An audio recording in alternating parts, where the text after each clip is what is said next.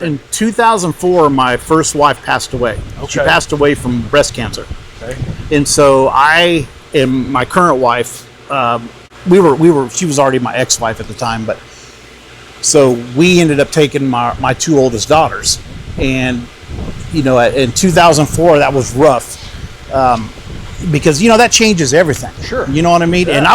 And if I could change anything, if I could, I would not obviously want my ex-wife to pass away, but I wouldn't change anything about it affecting my life and taking my oldest daughters, and, you know, and Lisa raised them like they were her own. And right. You know what I mean? It's just, it was a tough situation. But during that time, I was building La Fonda. So, because we had bought that car from Chuck Samuels. In fact, this car right here, it was maroon at the time, but it was one of two of the first Fox bodies that went 200 miles an hour.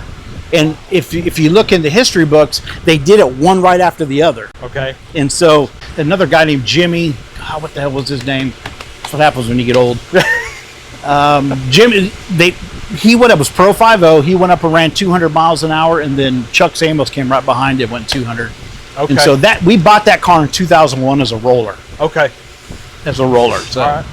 Anyways, 2004, we were still building this car, building a new motor. We kind of figured out where we wanted to go with it. And so it took me 3-4 years, because I want to say in 2008 is when we first started getting going again, but it took me 2008, 2009. I think 2010 we were finally up and rolling again. All right. So that kind of fast forwards us to the point to where my wife and I are flipping channels going by Discovery one night, and we see Mike Murillo, and neither one of us like realized what we were watching, and we were like, holy shit, that's Mike Murillo. Like, we were thinking like the old like Fun Ford days, going to the Motorplex and going to Houston and, like, you know, running into your guys down there doing that. So how did all that start to evolve?